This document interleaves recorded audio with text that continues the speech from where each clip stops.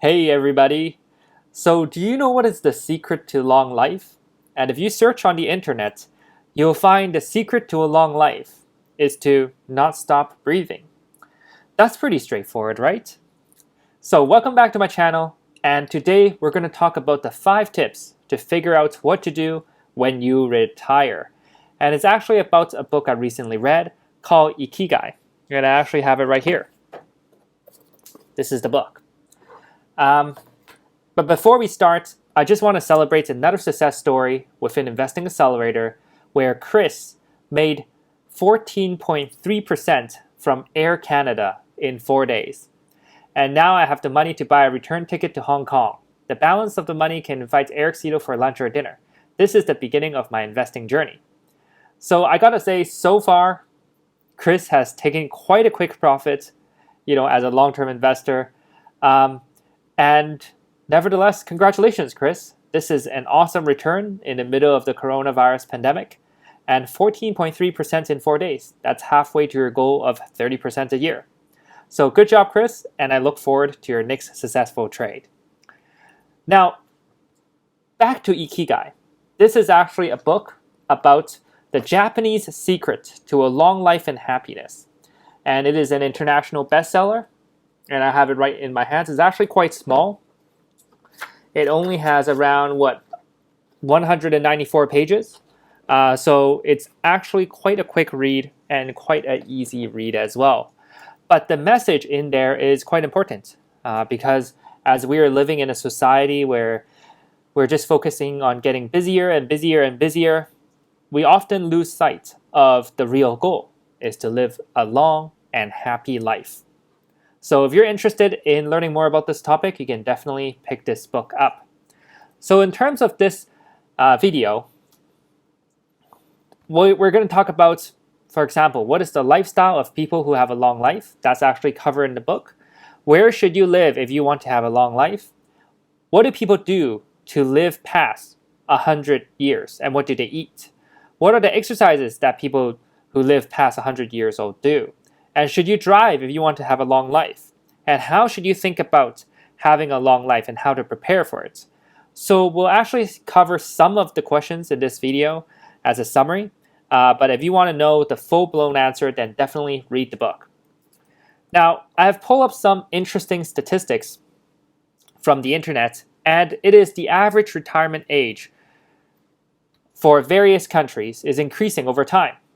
Now, in this case, I pull up Australia, Canada, and United States. And you can see that from 1970, the average retirement age for men is actually men and women, but they're pretty similar. It was around 66 to around 68, depending on which country you live in. Now, over time, that actually got earlier and earlier in the 1990s or so. You can see it dipped. And then now, it's increasing again. And with the recession coming up, I would think that this number will continue to go back higher to back when we are at 1970s. So you can see that if you are planning for retirement in the next 10, 5, maybe even 20 years, you need to think, well, this is an uptrend right now. So chances are, if you are living in the United States, you're going to retire past 67. Your chances are you're going to be retiring around 68 or 69. Which is slightly above here if you just extend this graph a little bit more. So what are you going to do if the average retirement age is increasing? Now, on the other hand, I actually pull up another statistics, which is your life expectancy. So how long should you expect to live? And this is increasing over time too. Now, I pull up a couple more countries here. So the green line is United States. Canada is the light blue line. You can see is increasing. Australia is the red line, and Japan is the yellow line, and Hong Kong is the dark blue line. Now, I added these two countries in the chart, and that is really because when you read the book, Ikigai, they actually cover that Japan, Okinawa, which is a city, has the highest life expectancy. And if you compare at the country level, then you'll find that, well, out of the 5 places that I selected, United States has the lowest life expectancy, but it's still around 78. Okay? And then Japan and Hong Kong have the highest life expectancy, close to 84, 85.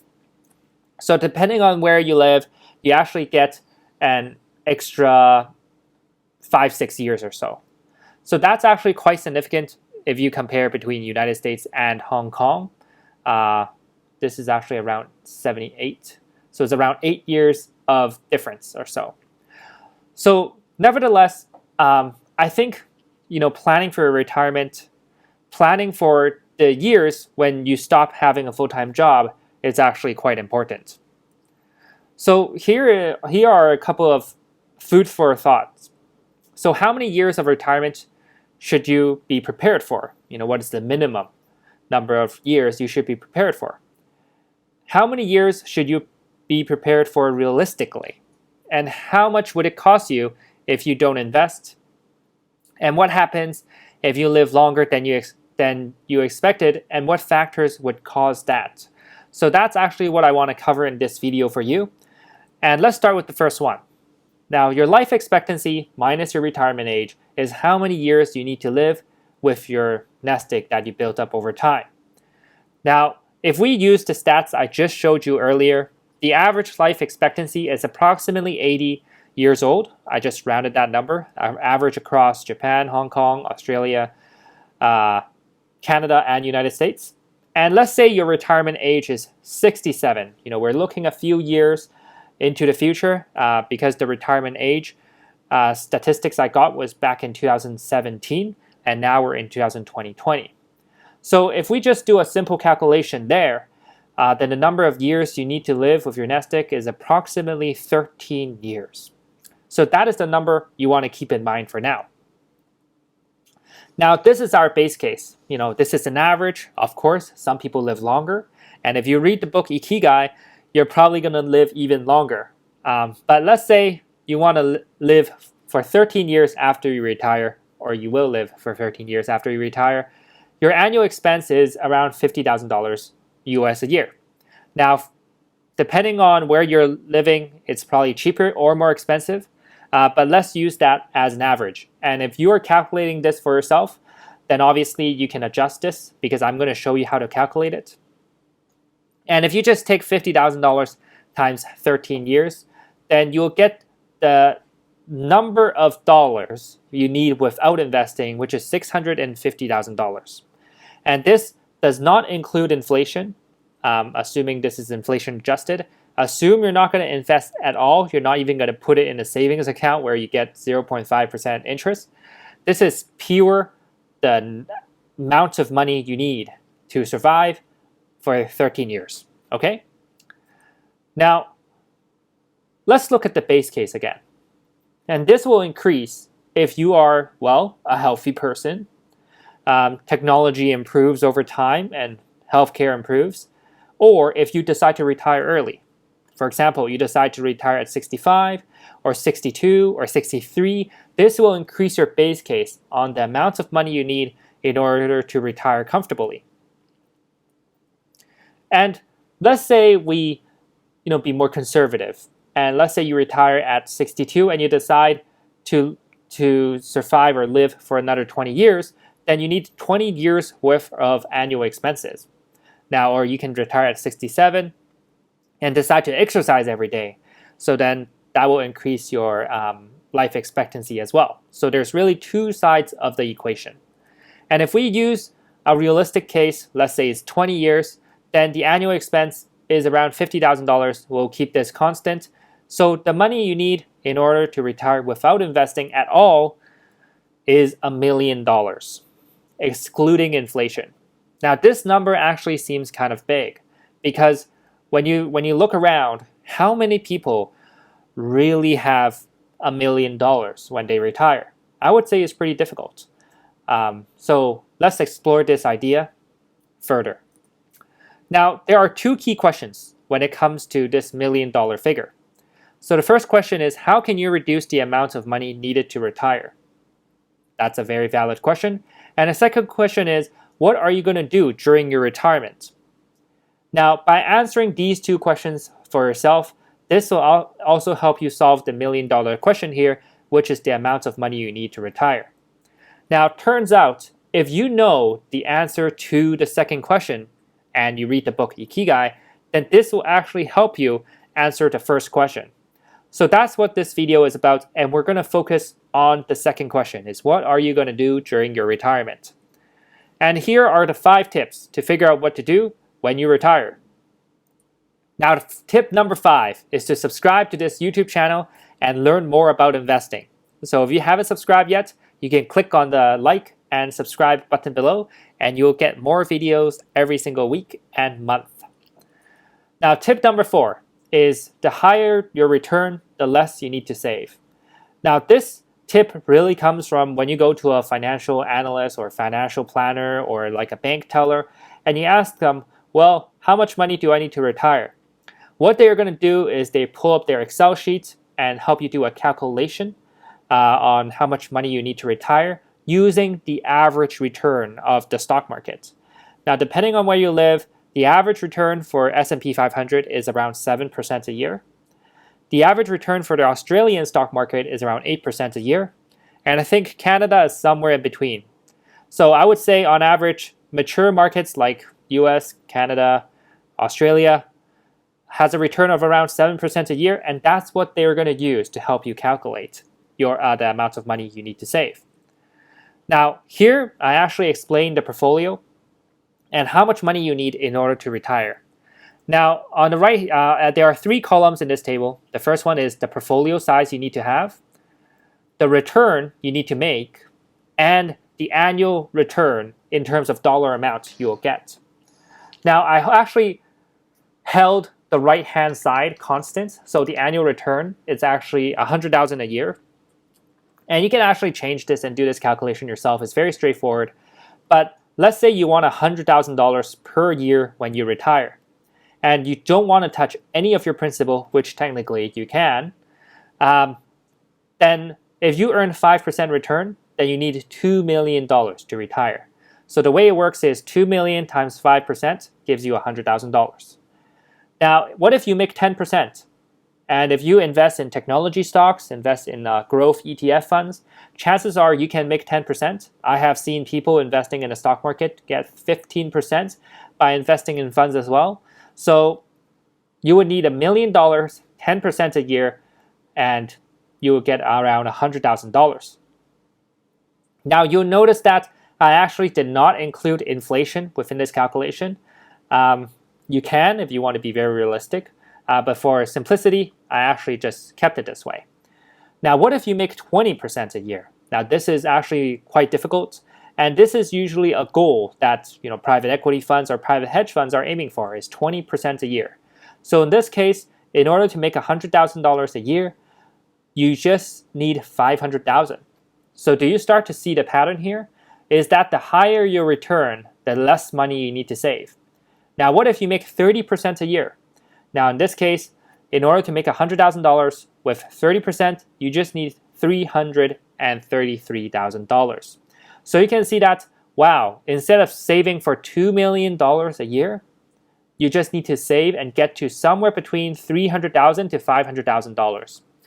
So that is really the difference between making a high return and a low return when it comes to investing in the market. So this chart is crucial. Now, of course, if you say, well, I only need $50,000, Eric, to survive and whatnot, then you can actually reduce this amount by half, but then you also need to take into account inflation. So for example, let's say you want to make 5%, right? This will actually mean you need $1 million, 5% is $50,000 a year. But then what if inflation is 3%? So that means you actually need to make 8% in total in order to get 5% in real dollars. So just keep that in mind, because that's actually going to significantly skew the amount of money you need when you're making a low return. But then it's not going to matter so much when you make a high return. Okay?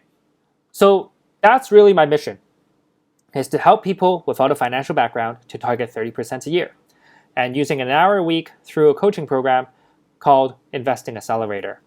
So if you want to learn more about how I invest, you can actually go to my website called 5minuteinvesting.com/free case study. I have the link below. And you can watch a 4-hour webinar where I outline my investing strategy. And you can take multiple sessions to go through the webinar, but it's the best 4 hours that you'll probably spend. And then afterwards, if you decide that you want to join the full program, you can schedule a call with me to see if you are a good fit. So tip number 3, find your Ikigai. And that is really the crux of the book, is to define the word Ikigai. And this word, Ikigai, actually has a meaning when it comes to Japanese. And there is actually a diagram here.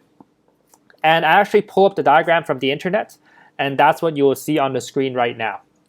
So Ikigai is really, in short, the purpose of your life. After you retire, or during your retirement, or before you retire, you can find and work on your Ikigai.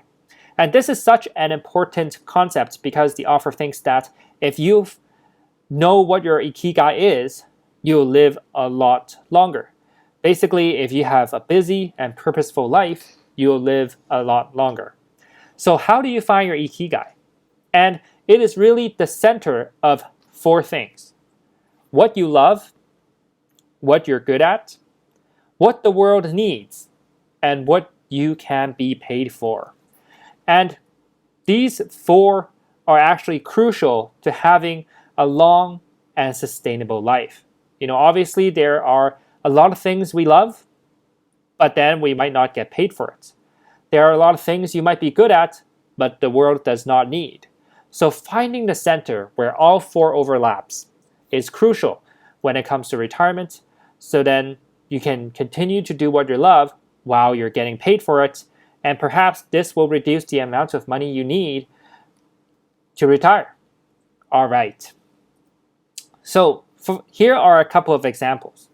Taking care of your kids or your grandchildren, taking care of your vegetable gardens, playing a game of chess. These are great, but it might be something that you love, it might be something that you're good at, but it might not be something that you can get paid for. So these are great statements to have when you're retiring. It can occupy a portion of your day, but it might not fulfill all 4 quadrants when it comes to the Ikigai model. So at this point, before I jump into tip number 2, I just want to talk a little bit about my Ikigai. For myself, it's really about investing and education. I love investing. I'm very passionate about it. I spend thousands and thousands of hours learning, mastering, studying investing, and trying to become better. And that's actually what I love to do. And, I'm good at investing. As of this moment, I make more than 30% a year. So I plan to continue to pursue that. And I'm also fairly good at teaching. Since university, I've been a teaching assistant. I teach multiple courses in my full-time corporate job. I also teach a lot of people on other topics as well, like data analytics and so on. So when you combine investing, what I'm good at, teaching, what the world needs is, financial education, financial independence, and what people are willing to pay for is education per se. So for my Ikigai is about teaching and helping the world to become better at investing. So that's actually something I'm very happy to continue to work on for many years to come. So I think at this moment, you can actually pause this video to think about what is your Ikigai. And if you figure out what your Ikigai is, that is fantastic, because now you know what your life's purpose is, and this will actually get you a lot closer to retirement once we go through tip number 2. And if you don't know what your Ikigai is, because right now you only have 2 out of 4 quadrants, or 3 out of 4 quadrants, or even just 1 out of 4 quadrants, don't worry. Because as long as you know 1 or 2 quadrants, we can help you get to all 4. And that's really where tip number 2 comes into play. It's called play in all 4 areas of the cash flow matrix. So at this point, I just want to introduce another area or another idea to you. And it is Robert Kiyosaki's book called Rich Dad, Poor Dad, and I actually covered the title of the book. But if you haven't read it, it's about Robert Kiyosaki's journey from being born in Hawaii all the way till a real estate tycoon. And basically, the way he understands 4 ways to produce income is using this diagram. And if you want to understand this better, you can actually read his book called Rich Dad, Poor Dad. It's actually quite famous. But basically, there are 4 types of people in the world. Employee, people who have a job, and most people are actually here, okay? Self-employed, people who own a job, like doctors who own a clinic, or a consultant. Business owner who owns a system, and these are usually the entrepreneurs. And investor who owns investment. And chances are you're going to be in multiple quadrants in your life, depending on which stage you're at. Most people who have a full-time job will be here, employee, and investor, where you have a 401k or a TFSA or an RRSP. So most people will be in 2 of the quadrant, which is employee and investor. And most people will ignore, self-employed or being a business owner because, it's high risk, people don't know how to do it. And it's difficult when you are an employee and also having a business on the side. So, but when you're retiring, and if, let's say, there's something you love to do, there's something you're good at, I think what you can do is to explore how you can turn that into a business and how you can become self-employed, which can generate a higher income than employee. Now, what's interesting is that Robert Kiyosaki actually included this diagram here. For employee, it's all about trading time for money. For self-employed, it's also about trading time for money. Now, for business owner, it's actually about hiring a team to make money. And for investor, it's about using your existing money to make money. Now, the biggest problem with employee is, well, you only have so many hours a day, so after you work on a full-time job, then you can't really trade more time for money. And for self-employed, you're going to run into this similar issue as well. But for a business owner, you'll be able to scale by having a team. Now, for investor, your return does not depending on time. It's actually depending a little bit on time, but mostly it depends on how much capital you have. And if you have saved up enough capital, then you can make a higher return in terms of dollar amount, so on and so forth. But this really requires you to have either a full-time, a high-paying job to start with, or you own some sort of system or self-employed business that produced you a high income. So the advice is really you should play in all 4 quadrants. And before you retire, you want to play in all 4 quadrants such that your nest egg continue to grow at a higher return. You're saving money, putting money in, so then you can retire a lot faster. And if you today figure out what you love and what you're good at, then it's just a matter of figuring out how you can monetize the skill. And I'll give you a couple more examples afterwards. Now, tip number 1. And that's probably the most important tip. And before this tip, I just want to celebrate Chris' success story again, how he made 14.3% from Air Canada in 4 days. And this is truly an extraordinary result. So congratulations, Chris, for making such an amazing investment and take profit in such a short amount of time. I look forward to your next one. And tip number 1 is really start with passion and then figure out how to get paid. And at this point, I just want to go through one interesting example I came across on YouTube. And her name is Shirley Curry, and she's a YouTube star. And people know her as the Skyrim Grandma. And if you go search her up right now, you can actually do that. She has 900,000 subscribers as of the moment I took this screenshot. And she's an 84-year-old grandma who loves to play and now record games. She lives in the US States and she loves playing Skyrim. And you can think about it, wow, she has 900k subscribers and she's a grandma, retired, and she's doing what she loves, playing games. And obviously, when you get to a certain point with your YouTube channel, you can actually monetize it. So I did a rough calculation. This is very, very rough. But when I'm analyzing YouTube channels, I just take their subscribers and I just times it by $1. Because on average, if you have 1,000 subscribers, you will make around $1,000 a year. And since she has almost 1 million subscribers, it means she would make $1 million a year. So yeah, at this point, it makes you wonder, why bother investing? Let's all go be YouTube star. But the moral of the story is, if you pursue what you love and figure out what you're good at, then you can just start figuring out ways to monetize it. And what's better than to wake up every day, finding and pursuing, working on your purpose, and getting paid for it. And here's another meme called, "What is the secret to a long living life?"